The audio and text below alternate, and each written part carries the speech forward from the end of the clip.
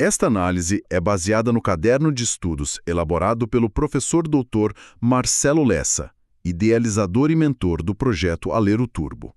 Hoje, vamos destrinchar o caderno de treinamento SP-ASS 20. Ele é focado em conhecimentos específicos para o cargo de assistente legislativo da Alero. E o nosso campo de batalha, digamos assim, é um tema que a FGV, nossa, ela adora: preservação, conservação, restauração e digitalização de documentos. Então, a nossa missão aqui é traduzir o que a FGV realmente quer dizer com essas palavras. Sabe aquelas pegadinhas que eles amam, de trocar um termo pelo outro? A gente vai desmontar isso. E, claro, passar a limpo as regras de digitalização que sempre caem na prova. E essa missão é crucial. O material do professor Lessa é um mapa para entender que a FGV não cobra só o decoreba da lei. Ela quer ver se o candidato entende o porquê das coisas, a lógica por trás da proteção de um acervo. E já deixo o primeiro alerta. No nosso dia a dia, a gente usa preservação, conservação e restauração como se fosse tudo a mesma coisa. Para a banca, confundir esses três é entregar um ponto de graça para o concorrente. São conceitos com fronteiras muito bem definidas. Entendido. Então vamos começar por aí, né? Por essa tríade da proteção documental que o caderno apresenta. O primeiro termo é preservação. Pelo que eu entendi do material, é a ideia mais ampla, quase uma filosofia de gestão. Certo? Não é sobre tocar no documento, mas em tudo que está ao redor dele. Exatamente. Pense na preservação como grande guarda-chuva estratégico. Os exemplos do caderno são perfeitos. Definir a política de climatização do prédio inteiro, o criar regras de quem pode ou não pode acessar o acervo. São ações indiretas de longo prazo. Elas criam um ambiente seguro para os documentos existirem. É a política macro. Certo, o guarda-chuva. E debaixo dele temos a conservação. Se a preservação é a estratégia, a conservação é a tática, a ação direta. É aqui que a gente põe a mão na massa, mas com um objetivo bem específico. Exato, que é o de prevenir. Essa é a palavra-chave. A conservação age para desacelerar a degradação que o tempo inevitavelmente causa.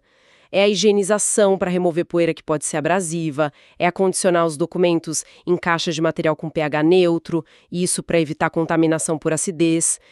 Numa analogia simples, como escovar os dentes todos os dias para evitar a cárie. Você age antes do problema aparecer. Faz todo sentido. E se, apesar de tudo, a cárie aparece? Aí entra a restauração. É isso.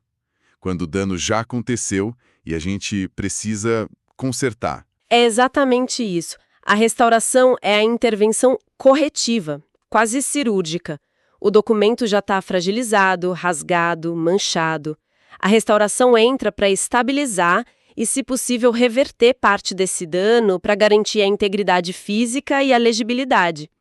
O caderno cita o uso de papel japonês para remendar um rasgo, um material super específico que não agride o original. Então, se eu tivesse que resumir para não cair na pegadinha da prova, seria: conservação é evitar o incêndio e restauração é chamar os bombeiros depois que o fogo já começou.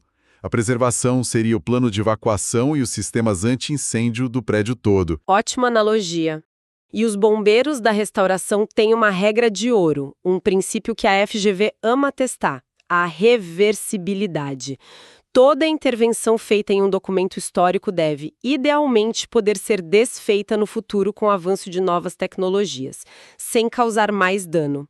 É aqui que entra o vilão clássico das questões de prova: a fita adesiva comum, o durex. A cola dela é ácida, com o tempo ela penetra nas fibras do papel, cria uma mancha amarelada horrível e se torna parte do documento. É um dano irreversível. Um cenário perfeito para a FGV perguntar qual ação de restauração não obedece aos princípios técnicos. Ah, isso é crucial. A banca não quer só a regra. Ela quer saber se a gente entende a exceção e o princípio por trás dela. Agora, se estamos falando em proteger, precisamos saber de quem. O material chama de inimigos do papel. Vamos começar pelos agentes físicos. O caderno destaca 3: luz, calor e umidade. E ainda dá os parâmetros ideais, que parecem números de prova. Temperatura entre 18 e 22 graus Celsius e umidade entre 45% e 55%. E esses números não estão aí à toa. A umidade, por exemplo, é um agente físico com efeito duplo. Uma faca de dois gumes. Se está muito alta, acima de 65%, cria um ambiente perfeito para a proliferação dos agentes biológicos. Os fungos que causam mofo, os insetos como traças e cupins, e até roedores. Se a umidade está muito baixa, o papel perde a sua umidade natural, fica ressecado, quebradiço. O dano é físico e direto. Um agente físico como a umidade pode ser o gatilho para um problema biológico. E os agentes químicos, onde eles entram? Eles estão por toda parte. A poluição atmosférica, que carrega gases ácidos, a poeira, que pode ser abrasiva, e a acidez do próprio material. O papel de jornal antigo é o exemplo clássico, né? Ele foi feito com muita acidez e se autodestrói com o tempo. Fica amarelo e se esfarela só de tocar. E a luz, principalmente a UV, que mencionamos como agente físico, causa um dano químico. Ela acelera a oxidação da celulose do papel, o que provoca o amarelamento. Então a banca pode criar uma questão misturando tudo isso. Por exemplo, colocar luz e fungos na mesma categoria para ver se o candidato sabe que uma causa um dano químico e o outro é um agente biológico. Manchinhas marrons ou avermelhadas em livros antigos, sabe? O fascinante é que o Foxing pode ter origem biológica, pela ação de fungos, ou química, pela oxidação de pequenas partículas de metal presentes no papel. Isso mostra como o diagnóstico do problema é complexo e como a FGV pode explorar essas nuances. É impressionante como tantos fatores podem destruir um documento. O que nos leva a uma pergunta-chave. Como a gente luta contra isso? Quais são as armas que temos, além de só controlar o ar-condicionado? A primeira grande tecnologia que o caderno aborda é a microfilmagem. Sim, a solução analógica, mas extremamente robusta. Microfilmagem é, em essência, um processo fotográfico que cria uma cópia reduzida do documento em um filme. E a sua grande vantagem competitiva, que é o que importa para a prova, é a durabilidade. Um microfilme bem acondicionado pode durar até 500 anos. 500 anos. Isso é impressionante. É quase o tempo desde que o Brasil foi descoberto. É difícil até de imaginar um arquivo de computador durando 50 anos. Quanto mais 500. Mas e a validade legal? Esse filme vale como original? Aí está o ponto central da Lei 5.433, de 68, citada no material. Sim, o microfilme, produzido de acordo com as normas técnicas, tem valor de original para todos os efeitos legais. Se a questão da FGV montar um cenário que exija segurança máxima e preservação a longuíssimo prazo, a microfilmagem é uma candidata fortíssima a ser a resposta correta. Certo. Mas isso me gera uma dúvida. Se o microfilme vira o novo original, por que não jogar o papel fora e economizar espaço? Existe alguma pegadinha aí? A pegadinha é exatamente essa. A regra geral diz que sim, o original pode ser eliminado após a microfilmagem. Mas, como sempre, a FGV mora na exceção. A lei proíbe terminantemente a eliminação de documentos de valor histórico ou permanente. Esse salvo-se é o detalhe que vale a questão. O original histórico é sagrado. A regra de ouro, então, é: valor histórico não se descarta. E isso nos leva para o mundo digital. Se a microfilmagem é tão boa, por que hoje todo mundo só fala em digitalização e GED? Qual é o problema que o microfilme não resolve? Acesso. Um microfilme é seguro, mas para consultá-lo, você precisa de uma máquina leitora específica e só uma pessoa pode usar por vez. A digitalização e a gestão eletrônica de documentos, o GED, resolve isso. O caderno diferencia bem. Digitalização é o ato de transformar o papel em imagem. GED é o sistema inteligente que armazena, gerencia, indexa e permite que milhares de pessoas achem e consultem esse documento digital em segundos, de qualquer lugar. Acesso rápido e múltiplo. Essa é a grande vantagem. Mas e a validade legal? Se eu escanear um contrato e mandar o PDF por e-mail, ele tem o mesmo valor do original assinado em papel? Não automaticamente. E essa é a informação mais importante do Decreto 10.278 de 2020. O documento digitalizado só se equipara ao original para fins legais se ele for assinado digitalmente com o certificado no padrão ICP Brasil. Sem essa assinatura, o seu PDF é apenas uma cópia simples, de valor informativo. A certificação digital é o que garante a autenticidade e integridade. Entendi. A assinatura digital é o carimbo de validade. E a regra do descarte do original a que vimos para o microfilme também vale aqui. A lógica é idêntica, e a FGV testa isso da mesma forma. Documentos comuns, de caráter administrativo, podem ser eliminados depois da digitalização certificada, sempre respeitando os prazos da tabela de temporalidade. Mas, e lá vem a exceção de novo, documentos de valor histórico e permanente não podem ser eliminados. O papel original tem que ser preservado. A regra de ouro é a mesma. E aqui chegamos ao grande paradoxo que eu comentei antes. O digital nos dá um acesso incrível, mas tem um calcanhar de Aquiles que o microfilme não tem, a obsolescência tecnológica. Um formato de arquivo de 1995 pode ser ilegível hoje. Como lidamos com isso? Esse é o grande desafio da preservação digital. O caderno apresenta duas estratégias principais, e é bom saber a diferença. A primeira é a migração. Você periodicamente converte os arquivos de um formato antigo para um mais novo e estável. Por exemplo, converter arquivos antigos de Word para PDF-A, que é um formato feito para arquivamento de longo prazo.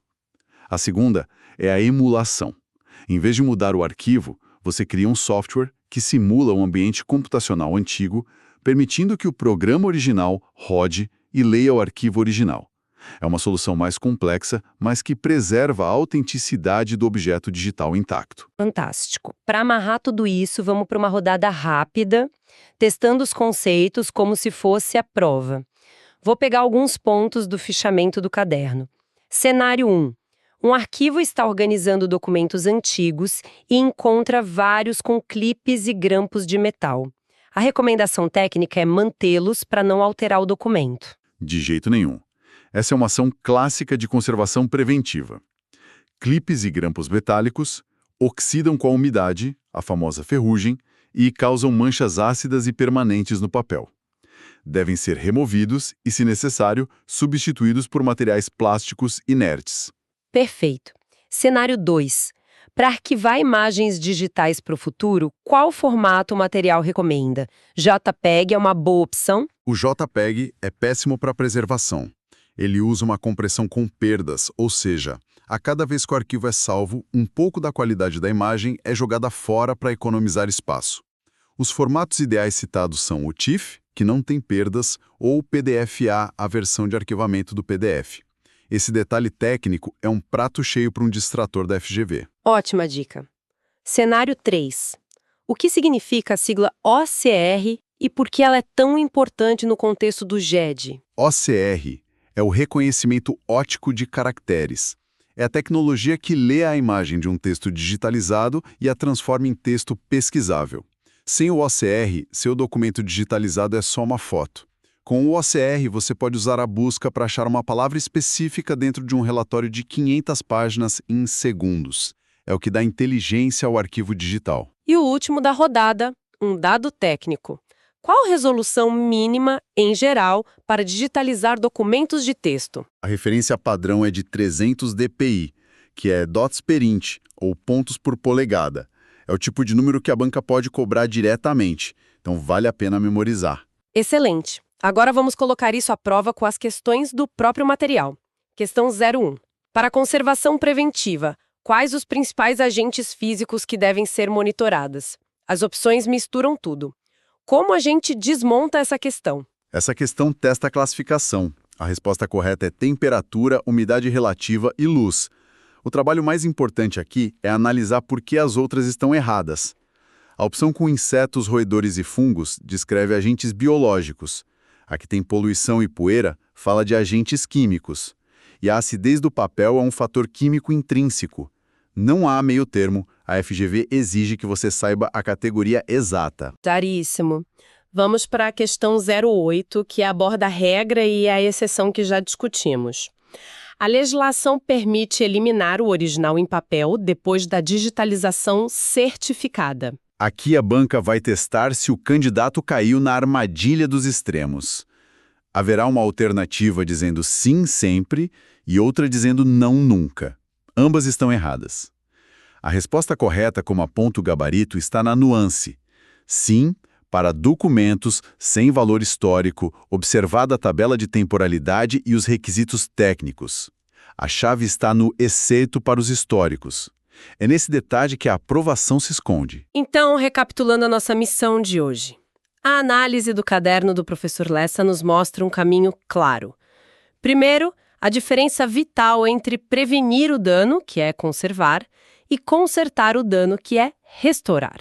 Segundo, a regra de ouro que atravessa todas as tecnologias. Documentos com valor histórico são intocáveis, seus originais devem ser preservados. E terceiro, no mundo digital, a validade legal não é automática. Ela depende da certificação digital. Essa termina o material com uma reflexão poderosa, citando a passagem: "O céu e a terra passarão, mas as minhas palavras não hão de passar." Trazendo isso para a missão do servidor da Alero, a gente entende que a preservação documental é, no fundo, uma luta contra o esquecimento. É o trabalho de garantir que os direitos, os deveres, a história e as decisões registradas naqueles papéis ou arquivos digitais sobrevivam ao tempo. Cuidar de um documento é manter a memória administrativa e social viva para as futuras gerações. Uma perspectiva que dá um propósito muito maior ao trabalho técnico. Fantástico! Esta análise foi inteiramente baseada no caderno de estudos do projeto Alero Turbo, de autoria do professor Dr. Marcelo Lessa. E para deixar um pensamento final para quem nos ouve, com a ascensão da inteligência artificial generativa, que pode criar documentos nato-digitais, textos, imagens que são quase indistinguíveis da criação humana, quais serão os novos desafios para garantir a autenticidade e a preservação da memória oficial no futuro? A luta contra o esquecimento ganha um novo e complexo capítulo.